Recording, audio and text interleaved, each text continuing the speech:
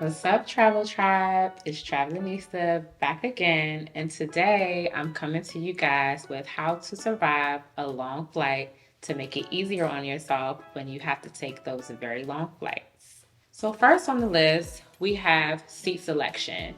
Be sure to book a seat that has extra leg room if you can. Now, granted, usually there is a fee associated, but this type of fee is nominal compared to if you try to go for a business class or first class seat.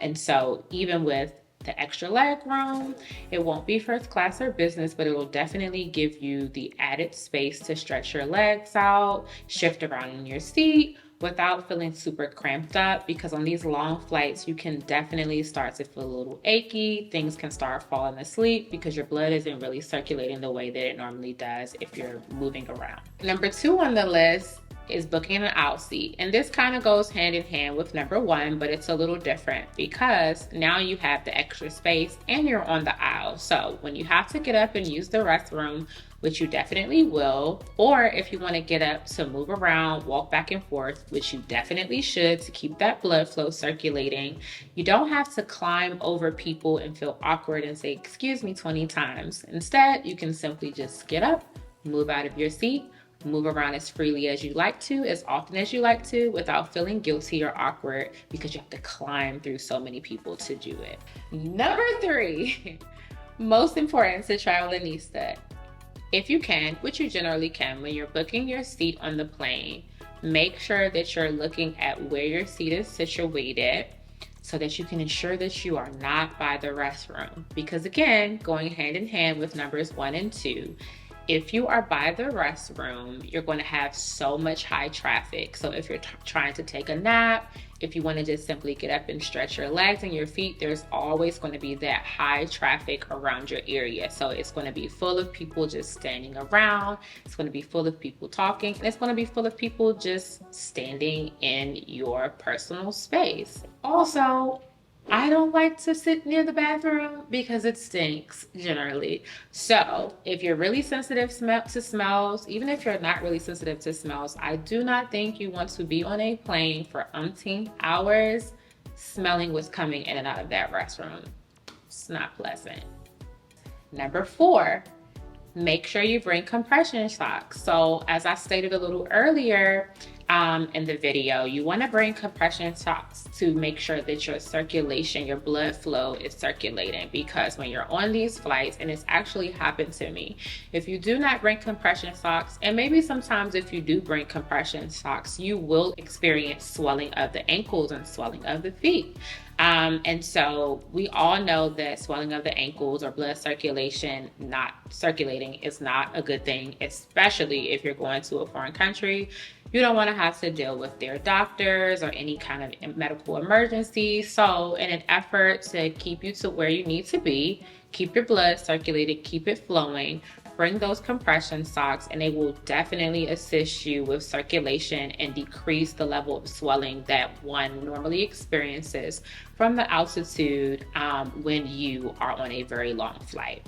Number five, Travelinista always brings her favorite snacks on the plane. And I'm sure you guys know that when you're on a lengthy flight, even if you're on a domestic flight, the airline does bring snacks, right? They bring snacks, and on these international long flights, they're also bringing several different meals. I think you may get around 2 to 3 different full course meals, depending on how long your flight is.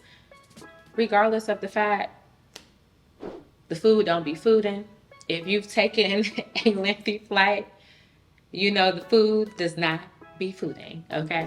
The food is not good normally. And so if you have a very exquisite palate like myself, you are not going to be that pleased with the food. Definitely try to eat it to survive, because again, this is a lengthy flight. It's not Burger King. You can't have it your way. You can't order what you want. But you want to make sure that you have something in your belly so that you're not starving and become hangry. But if you just are really super picky, like I said, which I am, and you just don't want to eat the food, you don't like it, then you can have your snacks You can bring as many snacks as you want to. Food can always make it through TSA pre-check. What you cannot bring is liquid, but you can bring any type of snack as long as it's a solid food, and you can bring as many snacks as you'd like. And that should be pretty, sustainable for you while you're on the flight, and that should get you to a point where you're not hangry. Number 6, to make sure that you drink plenty of water. You want to make sure that you are hydrated. And again, like I said a little earlier, you're going to be high in the sky, literally. The altitude when you are taking a long, lengthy flight is different from the altitude when you're taking the quick domestic trips. And so being that high in the sky, you just want to make sure that you are drinking plenty of water and you're staying hydrated. Also, I don't know about you guys, but my mouth tends to get a little drier on these flights. The airplane air is recycled air.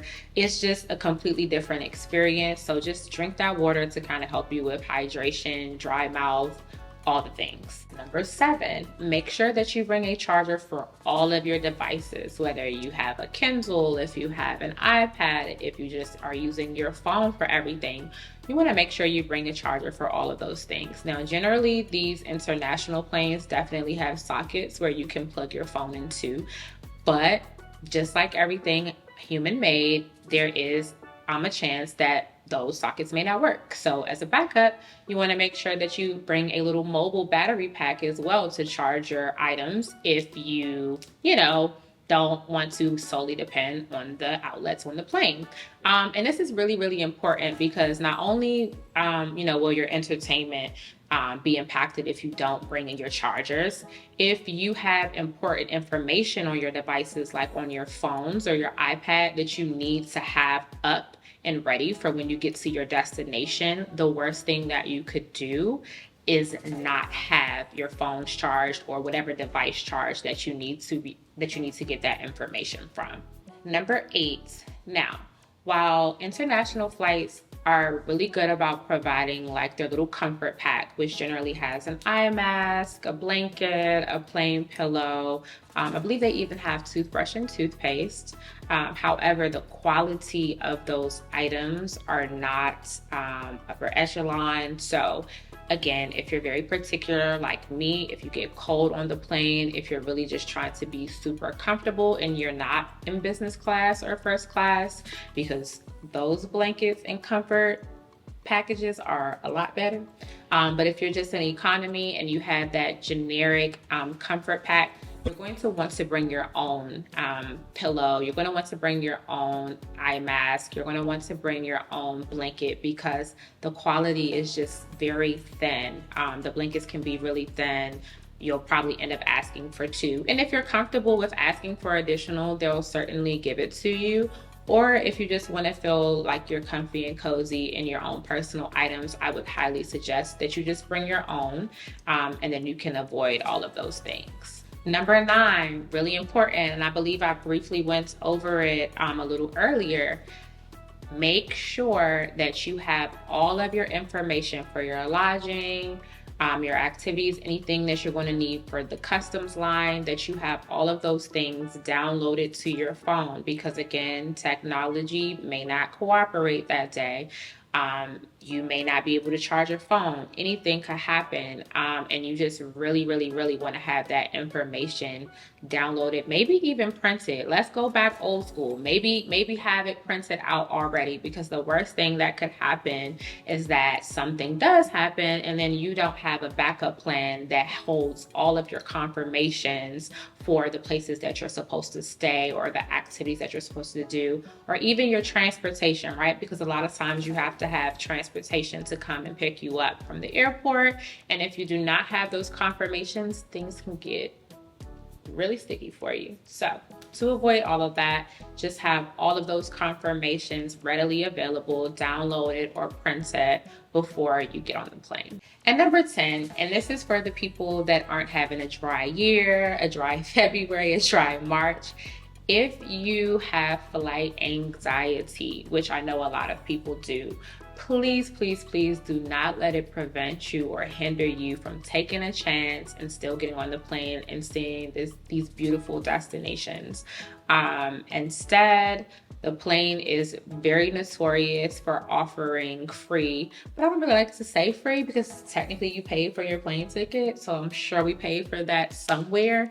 However, it is at no extra charge for you to request any type of wine that they are actually serving, and you can request it as often as you like, and that can help you to be sleepy. That can definitely induce sleep for you, knock the edge off. And if you're not an alcohol drinker, then you can do other things.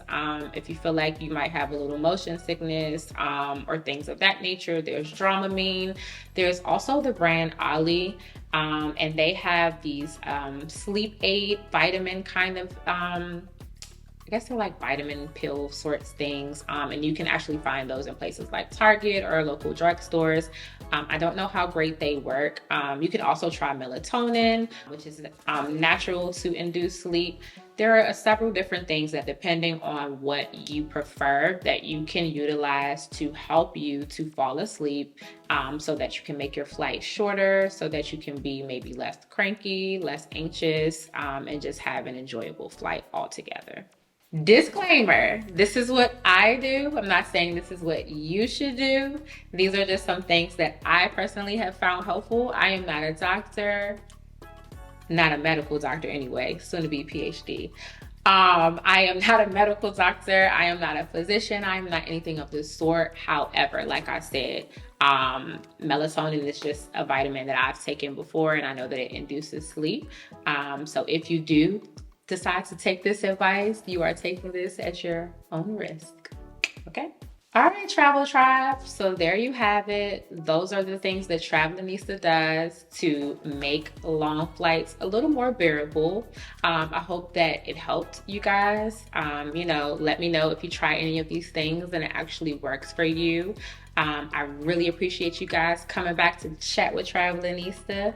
Make sure you like, comment, subscribe, all the good things, share with your friends, and I'll see you next time.